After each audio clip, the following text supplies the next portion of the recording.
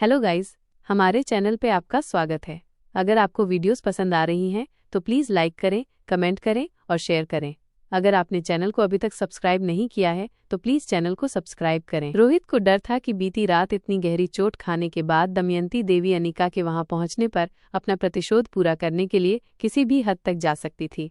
उसे मालूम था कि दमयंती देवी पहले से ही पूरे इंतजाम के साथ इंतजार में बैठी होगी। वहीं अनिका के लिए सबसे बड़ी सिरदर्दी ये थी कि इससे पहले कि दमयंती देवी कोई दूसरी चाल चले या अपनी जरूरी चीजों के साथ उस किले से किसी और जगह चली जाए, उसे किले तक पहुंचकर उसकी सभी जड़ों को काट देना था।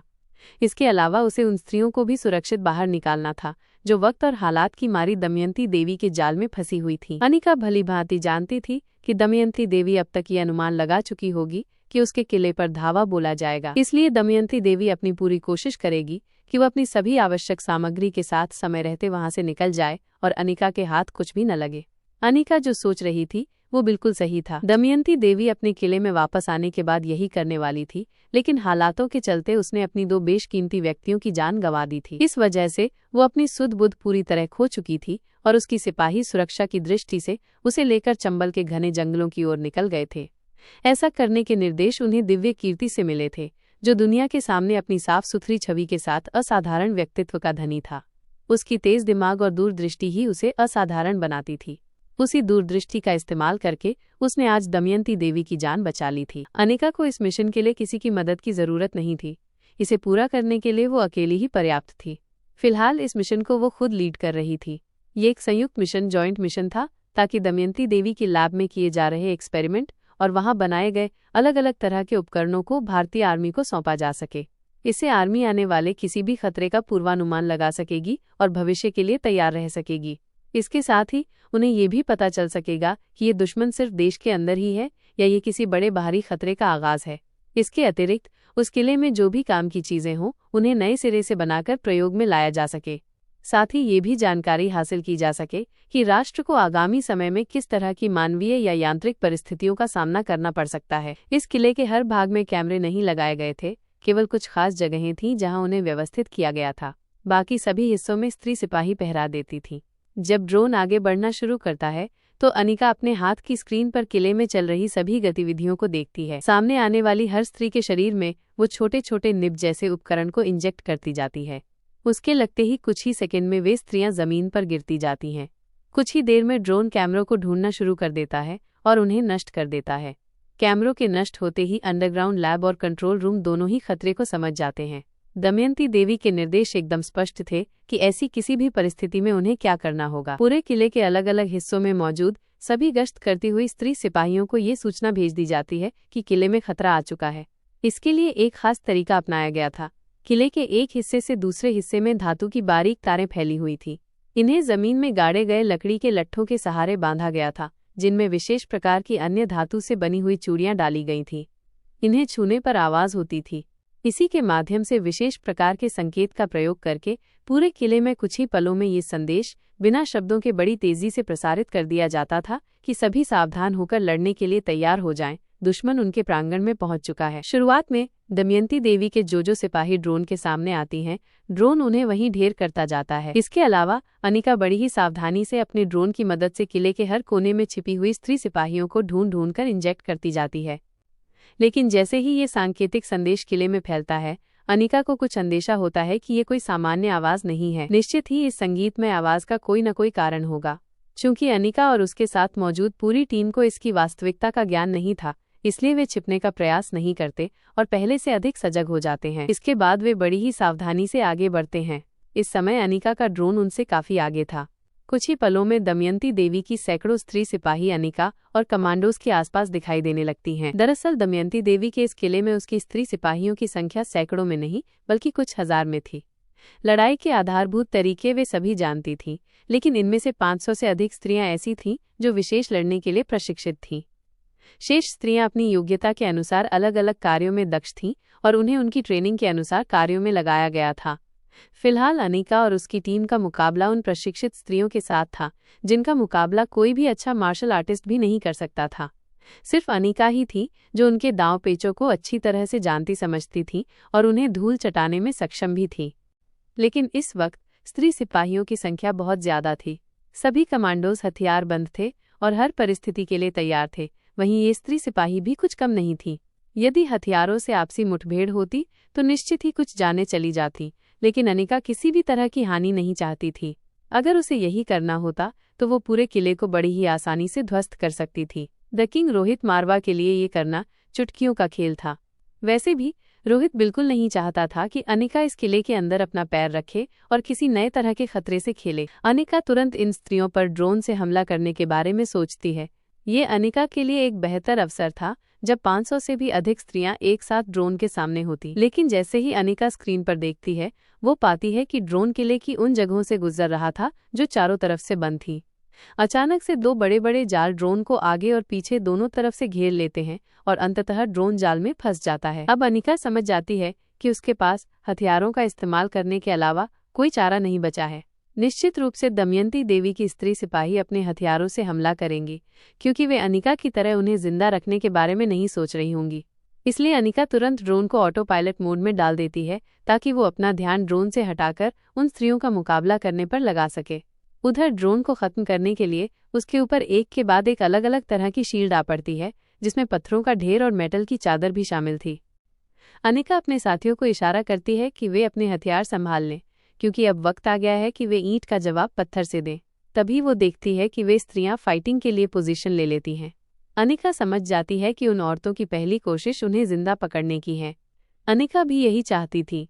अनिका कमांडोज को इशारा करती है कि वे लड़ते हुए उन्हें उतने ही घाव दें जिससे कि वे जिंदा रह सकें। इसके अलावा वो ये भी इशारा करती है कि इनसे जीतना आसान नहीं होगा, इसलिए उन्हें शरीर और दिमाग दोनों की ताकत का इस्तेमाल करना होगा। अनिका और उसके साथियों को मिलाकर उनकी कुल संख्या 11 थी। अब उनका सामना करने के लिए लगभग 25 औरतें आगे आती हैं।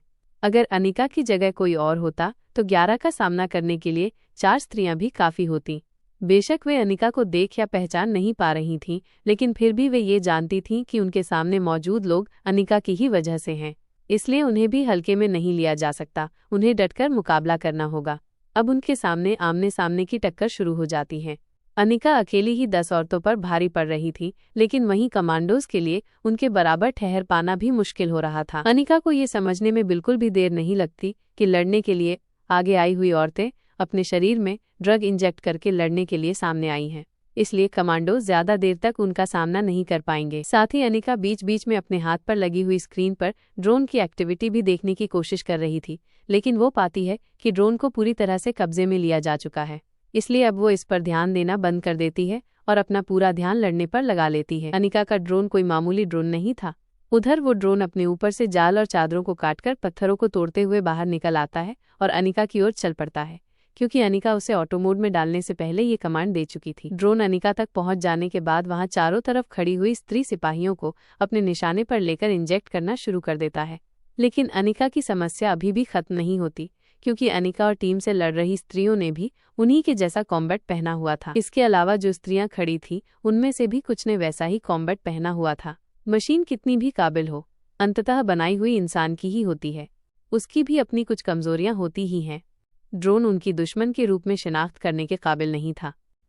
अब वहां खड़ी हुई स्त्रियां ड्रोन को पकड़ने की कोशिश करती हैं, लेकिन ड्रोन किसी के हाथ नहीं आता। अनिका समझ चुकी थी कि उसे ही कुछ करना पड़ेगा। अब वो जिन स्त्रियों से लड़ रही थी उन्हें गोल घूमकर एक साथ एक ही बार में सभी को जोरदार पंच देकर जमीन पर गिरा देती है और वहां से कुछ कदम दूर खड़ी दीवार पर ऊंची छलांग लगाते हुए चढ़ जाती है। अब अनिका की गति से किसी का भी उसके पास पहुंचना आसान नहीं था। तब अनिका को ड्रोन को कमांड देने का वक्त मिल जाता है। वो एक स्त्री को ढूंढकर उन्हें इंजेक्ट करने लगती है। कुछ ही पलों में वे सभी स्त्रियां जमीन पर पड़ी हुई दिखाई देती हैं। ऐसा होने के तुरंत बाद अनिका और टीम लंबी गहरी सांस लेते हैं। ये लड़ाई अपने आप में काफी जोखिम भरी थी और इस पड़ाव को सभी ने सफलतापूर्वक पार कर लिया था, लेकिन काम अभी भी खत्म नहीं हुआ था। वे सभी आगे की ओर बढ़ते हैं। मारवा हाउस में चिराग की बेचैनी। मारवा हाउस में रोहित गहरी नींद में था और अनिका के जाने के तुरंत बाद से चिराग लगातार उसे फोन पर फोन किए जा रहा था। जब रोहित फोन नहीं उठाता तब वो अनिका के नंबर पर भी बात करने की कोशिश करता है, लेकिन इससे भी कोई हल नहीं निकलता। अंत में बेचैन होकर चिराग रोहित से मिलने के लिए मारवा हाउस निकल पड़ता है। जब वो वहां पहुंचता है तो नौकरों से पता चलता है कि रोहित और अनिका मैडम अपने बेडरूम में हैं। अब मजबूर होकर वो आधे से 1 घंटे तक वहीं इधर उधर घूम घूम कर अपना वक्त बिताता है और फिर दोबारा से रोहित के फोन पर बात करने की कोशिश करता है, लेकिन इस बार भी स्थिति पहले जैसी ही रही। कई बार की कोशिश के बाद भी रोहित ने फोन नहीं उठाया। ये पहली बार था जब इतनी कोशिश करने के बाद भी रोहित ने चिराग की कॉल का कोई उत्तर न दिया हो। अंत में किसी अनहोनी की आशंका से चिराग रोहित के बेडरूम के दरवाजे तक पहुंच जाता है और उसे खटखटाते हुए रोहित को आवाज लगाता है, सर मैं चिराग, मुझे आपसे बहुत जरूरी बात करनी है, क्या मैं अंदर आ सकता हूँ? चिराग के ऐसा कहने के बाद भी अंदर से कोई आवाज नहीं आती। चिराग कई बार इसी बात को अलग अलग तरीके से दोहराता है, लेकिन अंदर से उसे कोई जवाब नहीं मिलता। अंत में वो ये सोचकर दरवाजे को हल्का सा खोलता है कि साउंड प्रूफ होने की वजह से शायद रोहित और अनिका उसे सुन नहीं पा रहे हैं। 2 इंच दरवाजा खोलने के बाद वो फिर से वही की वही बात दोहराता है, लेकिन इसके बाद भी कोई उत्तर नहीं मिलता। चिराग की इतनी हिम्मत नहीं थी कि वो बिना इजाजत अंदर चला जाए। अंत में थक हार कर वो जैसे ही मुड़कर वापस जाने लगता है, उसे अपने सामने भूमि दिखाई देती है। चिराग भूमि से हेलो मैडम कहने के अलावा कुछ नहीं कहता और वहां से जाने लगता है, लेकिन तभी उसका उतरा हुआ चेहरा देखकर भूमि उसे रोकते हुए पूछती है, क्या हुआ चिराग, कोई परेशानी है? वास्तव में भूमि को नौकरों ने बताया था कि चिराग काफी देर से वहां रोहित से मिलने के लिए इंतजार कर रहा है और कुछ परेशान भी दिखाई दे रहा है। भूमि किसी अनहोनी की आशंका से चिराग के पीछे पीछे यहाँ तक आ गई थी। अब चिराग जवाब देता है, दरअसल मुझे रोहित सर से बात करनी थी, लेकिन इसके बाद वो सारी बात भूमि को बता देता है कि किस तरह कई बार कोशिश करने पर भी उसकी बात रोहित या अनिका किसी से भी नहीं हो पा रही है। अब भूमि चिराग से कहती है, तुम यहीं रुको, मैं अंदर जाकर देखती हूँ। भूमि के ऐसा कहते ही चिराग की आंखें बड़ी हो जाती हैं, लेकिन ऐसा करने की हिम्मत किसी में भी नहीं थी। लेकिन भूमि तो भूमि थी, वो कुछ भी कर सकती थी। अंत में वक्त की नज़ाकत को समझते हुए भूमि ने अपने भाई और भाभी के कमरे में जाने का फैसला कर लिया। इसके बाद वो जब अंदर जाती है तो देखती है कि वहां सिर्फ रोहित लेटा हुआ था और अनिका का कहीं नामो निशान नहीं था। फिर भूमि चिराग को अंदर आने का इशारा करती है। चिराग के अंदर आने के बाद भूमि रोहित को जगाने की कोशिश करती है और कई बार उसका नाम लेकर बुलाती है, रोहित रोहित क्या तुम हमें सुन पा रहे हो? लेकिन वो कोई जवाब नहीं देता। अब भूमि और चिराग दोनों ही परेशान हो उठते हैं, क्योंकि इतनी गहरी नींद में रोहित कभी नहीं सोता था। तभी भूमि कमरे में चारों तरफ निगाहें घुमाती है और फिर उसकी ऑफिसर वाली आंखें वहीं टेबल पर रखी हुई मेडिसिन की बोतल देख लेती हैं, जिस पर लिखी हुई डिटेल देखने के बाद वो समझ जाती है कि रोहित इतनी गहरी नींद में क्यों है। अब भूमि चिराग से पूछती है, क्या तुम सुबह तक रुक सकते हो या अभी रोहित को जगाना जरूरी है? अगर ऐसा है तो हमें प्रीति की मदद लेनी होगी। चिराग परेशान होते हुए कहता है, बस एक इन्फॉर्मेशन है जो जितना जल्दी हो सके मुझे रोहित सर को देनी होगी, पर अब मैं सुबह तक इंतजार कर लूंगा, प्रीति को बुलाने की जरूरत नहीं पड़ेगी। भूमि अच्छी तरह जानती थी कि जो भी इन्फॉर्मेशन है चिराग रोहित के अलावा किसी के साथ शेयर नहीं करेगा, इसलिए मजाक करते हुए कहती है, तो अब तुम घर जाओगे या यहीं पर रुककर रोहित के जागने का इंतजार करोगे? चिराग हल्के से मुस्कुराता है और कहता है, गुड नाइट मैडम, और वहां से चला जाता है। लेकिन चिराग के दिमाग में बस एक ही बात चल रही थी कि डॉन डेविड जिस खास मकसद से यहाँ आया है वो क्या है। किंग को इसके बारे में पता होना चाहिए। मुझे किसी भी तरह सुबह होते ही सबसे पहले ये खबर किंग को देनी होगी। दमयंती देवी का किला। इस बार भी ड्रोन उनके आगे आगे उड़ रहा था और उनसे काफी अधिक दूरी पर भी था। जब वो किले की खुफिया जगह पर एंट्री करता है तो अनिका अपने हाथ पर पहनी हुई स्क्रीन पर वहां का हाल देखकर हैरान रह जाती है। वो लक्ष्य को इशारा करती है और इसके बाद पूरी टीम दौड़ते हुए उन जगहों पर पहुंचती है। वे सभी देखते हैं कि चारों तरफ तबाही सी मची हुई थी। ड्रोन की किसी भी गतिविधि के बिना भी वहां पर चारों तरफ दमयंती देवी के सिपाही जमीन पर गिरे हुए थे।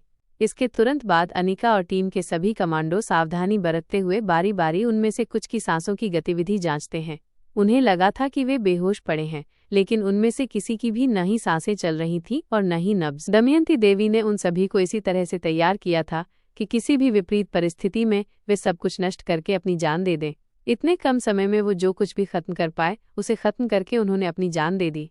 ये सब देखकर अनिका को काफी हताशा हुई। अनिका ये बिल्कुल भी नहीं चाहती थी कि दमयंती देवी के बुरे कर्मों का फल उन स्त्रियों को मिले जिन्हें जिंदगी को जीने का अधिकार था और वे अपने जीवन का बड़ा हिस्सा इस किले की 4 दीवारों के अंधेरे में बिता रही थीं।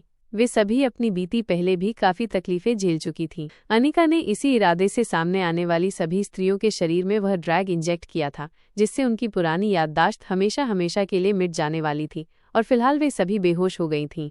ये सभी औरतें अपनी जिंदगी की नई शुरुआत कर सकती थीं। सब कुछ खत्म हो जाने के बाद भी अनिका लगातार इधर से उधर कुछ ढूंढने की कोशिश कर रही थी। लक्ष्य अनिका से पूछता है, क्या अभी कुछ और भी है? अनिका बिना लक्ष्य की तरफ देखे जवाब देती है, यहाँ कोई न कोई खुफिया रास्ता जरूर होगा, उसे ढूंढो। लक्ष्य के मन में सवाल आता है कि अनिका को इतना पक्का विश्वास कैसे है कि यहाँ पर कोई खुफिया रास्ता होगा, लेकिन वो अच्छी तरह जानता था कि अगर अनिका को यकीन है तो निश्चित ही ऐसा ही होगा। इसलिए वो अनिका की बात सुनते ही लक्ष्य अपने साथियों को इशारा करता है। कुछ ही देर में उन्हें खुफिया सुरंग मिल जाती है जो जमीन के अंदर से गुजर रही थी। अनिका धीमी आवाज में लक्ष्य से कहती है, दमयंती देवी के जो सबसे ज्यादा वफादार और काबिल लोग होंगे, निश्चित ही दमयंती देवी उनके साथ यहाँ से भागने की कोशिश कर रही होगी। हमें जल्द से जल्द उन तक पहुंचकर उन्हें रोकना होगा। लक्ष्य और उसके साथी सुरंग में नीचे उतरने के बाद दौड़ते हुए आगे बढ़ना शुरू करते हैं।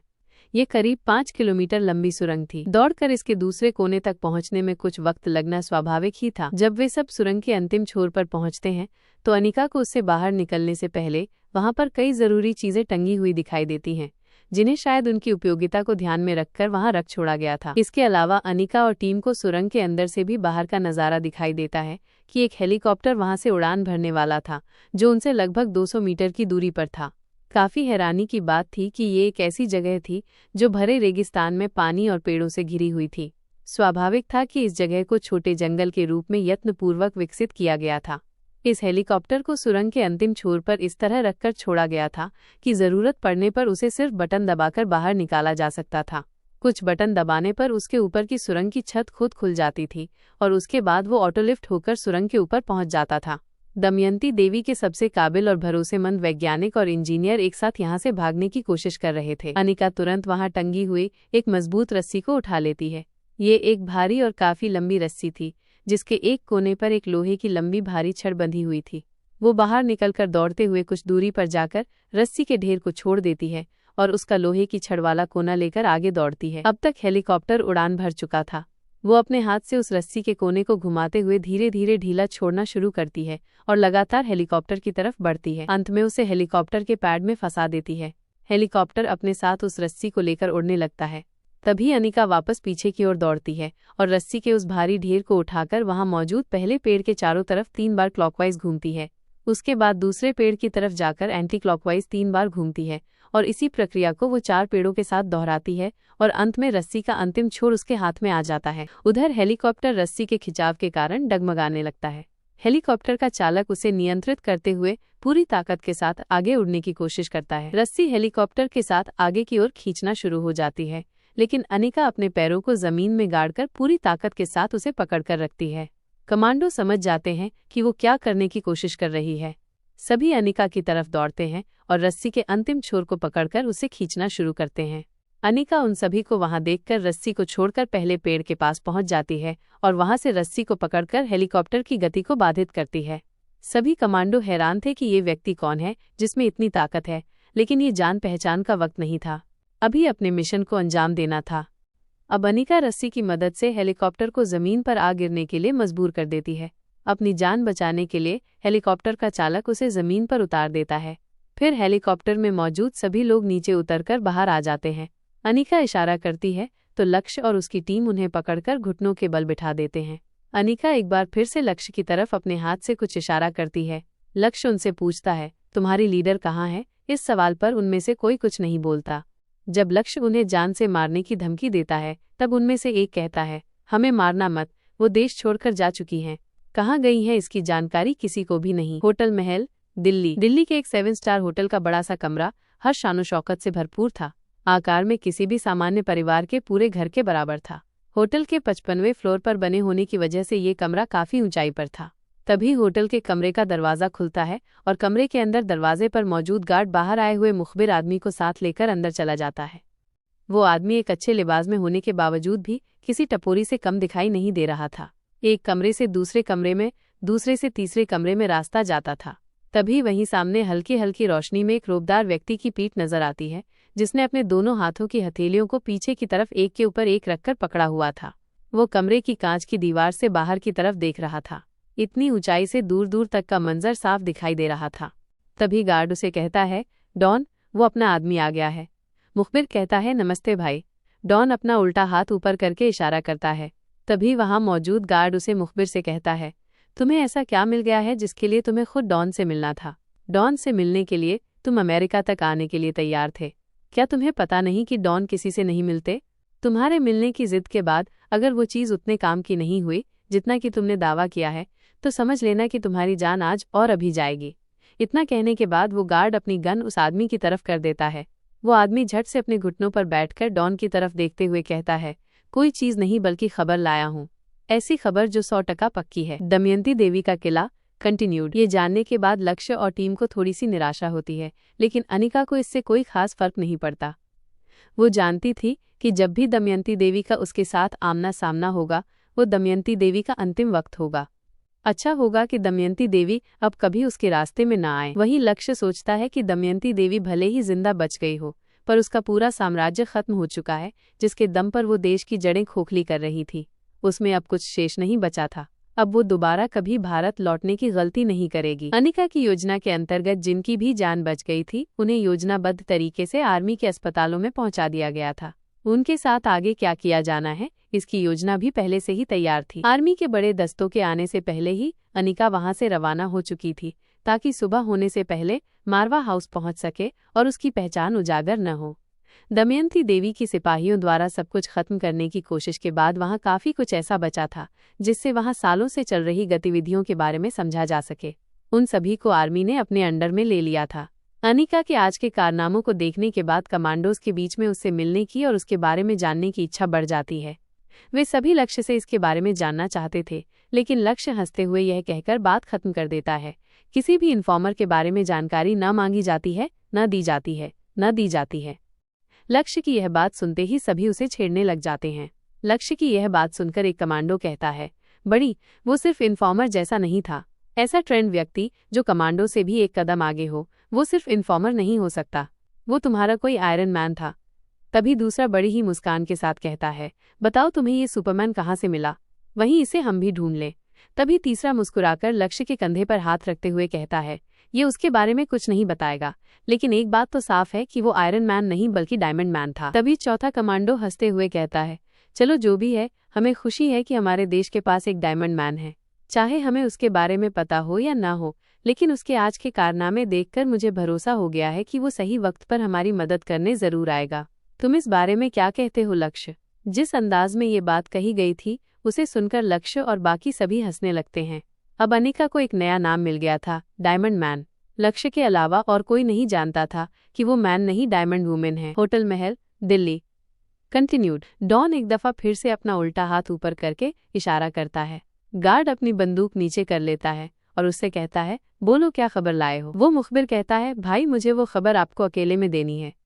ये सुनते ही गार्ड दोबारा से अपनी बंदूक ऊपर कर लेता है। अब डॉन बिना मुड़े ही अपनी गर्दन को हल्का सा तिरछा करता है और कहता है, जो भी कहना है तुम यही कह सकते हो। अब वो आदमी वहां चारों तरफ अपनी निगाह घुमाता है। उसे हर तरफ हैवी लोडेड मशीन गन के साथ गार्ड दिखाई देते हैं। अब वो आदमी कहता है, क्या सबके सामने? उसके ऐसा कहते ही गार्ड फिर से उसकी तरफ बंदूक लेकर 2 कदम आगे बढ़ते हुए कहता है, हाँ जो भी कहना है जल्दी कहो। तुम्हारी 2 टके की न्यूज के लिए डॉन तुम्हें इससे ज्यादा वक्त नहीं देंगे। वो मुखबिर घबराते हुए जल्दबाजी में डॉन की तरफ चेहरा करके कहता है, भाई ये 2 टके की खबर नहीं, बल्कि आज की सबसे महंगी खबर यही है और सबसे ज्यादा सीक्रेट भी। ये खबर किसी ऐरे गैरे के पास नहीं मिलेगी। मैं आपका वफादार हूँ और पिछले 20 सालों से इसी को ढूंढने के लिए काम कर रहा हूँ। डॉन एक बार फिर से बिना पीछे की ओर मुड़े अपने हाथ को एक ओर करते हुए इशारा करता है। अब गार्ड फिर से कहता है, बोलो क्या खबर है? अब वो मुखबिर कहता है, एंटीडोट। उसके पास एंटीडोट मौजूद है। अब वो गार्ड कहता है, कौन सा एंटीडोट और किसके पास है? मुखबिर जवाब देता है, जिसे किसी ने नहीं देखा, जिसके बारे में कोई नहीं जानता, लेकिन जिसे सब ढूंढ रहे हैं। उसके पास कोई नेक्टर नहीं है, लेकिन उसके पास एंटीडोट है। ये पक्की खबर है कि एंटीडोट है। अब गार्ड उसके माथे पर बंदूक रख देता है और कहता है, उसके? किसके? गार्ड के ऐसा करते ही डॉन अपना हाथ एक बार फिर से ऊपर करता है और गार्ड को पीछे हटने का इशारा करता है। फिर चुटकी बजाकर उस आदमी को भेजने के लिए दूसरा इशारा करता है।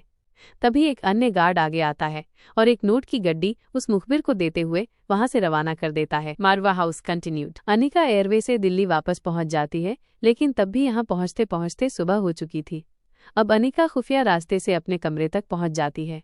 कमरे में पहुंचकर वो देखती है कि रोहित अभी भी गहरी नींद में सोया हुआ था। आज अनिका को और भी बहुत सारे काम थे, इसलिए वो सोने की जगह पर उनकी तैयारी में लगना बेहतर समझती है। इसलिए वो अपने नौकरों से कमरे में ही ब्रेकफास्ट मंगा लेती है। रोहित को शांति से बिस्तर पर सोते हुए देखकर और बीती रात की रोहित की जिद को याद करके उसे रोहित पर प्यार आने लगता है। वो रोहित के करीब जाती है और उसके माथे को चूम लेती है। अनिका के स्पर्श से रोहित की नींद टूट जाती है और वो उसे अपनी बाहों में भर लेता है। फिर मुस्कुराते हुए उसे अपने पास लेटा देता है और कहता है, चलो सोते हैं। अनिका रोहित की शरारतों को अच्छी तरह समझती थी। रोहित अनिका से कहता है, तुम्हें थोड़ी देर आराम कर लेना चाहिए। अनिका जवाब देती है, नहीं, अभी नहीं, मुझे अभी बहुत काम है। रोहित पूछता है, क्या तुम्हें याद है कि तुमने लास्ट टाइम नींद कब ली थी? रोहित की बात सुनकर अनिका बिस्तर पर बैठ जाती है और सोचने लगती है। तभी रोहित अनिका को अपनी बाहों में खींचते हुए आगे कहता है, बाकी सभी कामों के साथ साथ तुम्हारे लिए नींद भी जरूरी है। अनिका रोहित की बाहों से निकलकर बिस्तर पर बैठ जाती है। अनिका के ऐसा करने पर रोहित भी बैठ जाता है और फिर बिस्तर से उतरकर अनिका के कंधों पर अपने अंगूठे से धीमी धीमी मसाज देने लगता है और फिर अनिका से कहता है, तुमने बीती रात मेरे साथ अच्छा नहीं किया। रोहित की शिकायत सुनकर अनिका के चेहरे पर मुस्कान आ जाती है। वह बिना कुछ कहे अपनी आंखें बंद कर लेती है और बंद आंखों से बात को बदलते हुए कहती है, मुझे अभी सोना नहीं है। रोहित जवाब देता है, अभी कुछ मत सोचो और थोड़ी देर के लिए रिलैक्स हो जाओ। रोहित की मसाज जहां अनिका के शरीर को आराम दे रही थी, वहीं उसकी उंगलियों के स्पर्श से अनिका के पूरे शरीर में धीमी धीमी गुदगुदी भी हो रही थी। कुछ ही देर में अनिका को काफी अच्छा महसूस होने लगता है। अनिका रोहित के हाथों पर अपने हाथ रखती है और उसकी तरफ घूमकर देखने लगती है। रोहित अनिका की आंखों को आसानी से पढ़ सकता था। रोहित के चेहरे पर बड़ी सी मुस्कान आ जाती है। वो अनिका को बड़ी ही प्यार से हग कर लेता है। लेकिन इससे पहले की बात आगे बढ़ती, दरवाजे पर खटखटाने की आवाज होती है। अनिका ने ही ब्रेकफास्ट मंगवाया था। सर्वेंट उसे सर्व करने के लिए आ चुके थे। अब अनिका रोहित से अलग होती है और उठकर खड़ी हो जाती है। फिर मुस्कुराकर कहती है, आई एम सॉरी, मुझे भूख लगी थी। रोहित भी उतने ही प्यार से मुस्कुराते हुए खड़े होकर अनिका के कंधों पर हाथ रखता है और कहता है, सबसे पहले तुम्हारी हेल्थ। सबसे अच्छी बात यह है कि कम से कम तुम्हें पता चला कि तुम्हें भूख लगी है।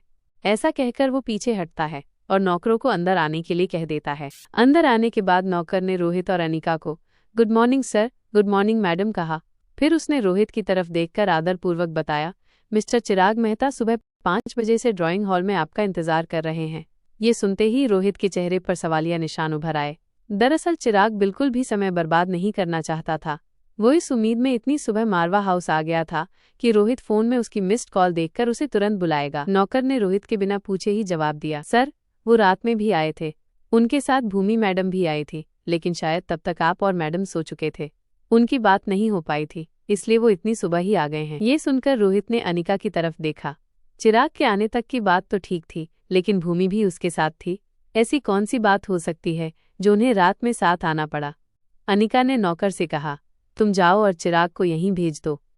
नौकर के जाते ही रोहित ने अपना फोन उठाया तो उसमें चिराग की ढेर सारी मिस्ड कॉल थी। अब रोहित ने अनिका की तरफ देखकर कहा, चिराग ने काफी सारी कॉल की हैं, लेकिन उसका कोई मैसेज नहीं है। ऐसा क्या जरूरी काम हो सकता है? अनिका ने जवाब दिया, हाँ मेरे मन में भी यही सवाल है, अभी थोड़ी देर में पता ही चल जाएगा। उधर भूमि भी जाग चुकी थी। उसे याद आया कि रात के समय रोहित लगभग बेहोशी की हालत में सो रहा था और अनिका अपने कमरे में नहीं थी। यह सोचकर उसे अजीब सी फिक्र हुई और वो अपने बिस्तर से निकलकर सीधा रोहित और अनिका के कमरे की ओर चल पड़ी। इधर चिराग मेहता भी उनके कमरे में पहुंच गया। चिराग ने अनिका और रोहित को गुड मॉर्निंग विश किया। रोहित ने कहा, कहो चिराग मेहता, अब ऐसा क्या हुआ है जिससे तुम्हें पूरी रात नींद नहीं आई? चिराग ने जवाब दिया, सर फिक्र वाली कोई बात नहीं है, लेकिन ये बात ऐसी थी कि जिसे तुरंत बताना जरूरी था। रोहित ने बिना कुछ कहे चिराग की तरफ देखा। चिराग आगे बोला, डेविड भारत आया है, खबर ये है कि वो किसी जरूरी चीज को साथ ले जाने के लिए आया है। चिराग के खामोश होने के बाद रोहित ने कहा, चिराग मेहता, हम पर उसके जैसे किसी भी डॉन के आने जाने से क्या फर्क पड़ता है? लेकिन जब चिराग कुछ बोल नहीं पाया तो रोहित ने उसकी परेशानी को देखते हुए आगे कहा, अगर तुम इतने फिक्रमंद हो तो जरूर कुछ न कुछ वजह होगी, बताओ क्या खबर मिली, उसे क्या चाहिए? चिराग ने जवाब दिया, अभी हम सही ये पता नहीं लगा पाए हैं। हमारे गार्ड्स ने उस पर लगातार निगाह बनाए रखी थी। उसका कोई आदमी उससे मिलने आया था। वही आदमी एक अकेली कड़ी थी जिससे ये पता चल पाता कि डेविड के यहाँ आने की वजह क्या है। लेकिन जब हमारे गार्ड्स उस आदमी को पकड़ने ही वाले थे कि तभी ऑन रोड उसका मर्डर हो गया। रास्ते पर चलते हुए ही भीड़ में से किसी ने बड़ी ही सफाई से उसकी गर्दन पर नाइफ से वार किया और बिना किसी को पता चले वहां से चुपके से निकल भी गया। कुछ ही पलों में उस आदमी ने दम तोड़ दिया। हम कुछ जान ही नहीं पाए कि वो डेविड से मिलने क्यों गया था। फिर कुछ सोचकर चिराग ने दोबारा कहना शुरू किया, उसकी मौत के तरीके से ये एकदम क्लियर है कि ये काम किसी हाई प्रोफाइल इंटरनेशनल क्रिमिनल ने किया है, जिस पर पे करना हर किसी के वश की बात नहीं। इतना कहकर चिराग एक पल के लिए चुप हुआ और फिर आगे कहा, लेकिन सर, हम जल्दी ही पता लगा लेंगे। तब तक भूमि भी वहां पहुंच चुकी थी और चिराग मेहता के कहे हुए अंतिम वाक्य सुन लेती है। वो अंदर आते हुए बड़े ही आराम से धीमी आवाज में कहती है, तुम्हारी जिंदगी में जो भी नया बवाल आया होगा वो उस एंटीडोट की वजह से ही होगा।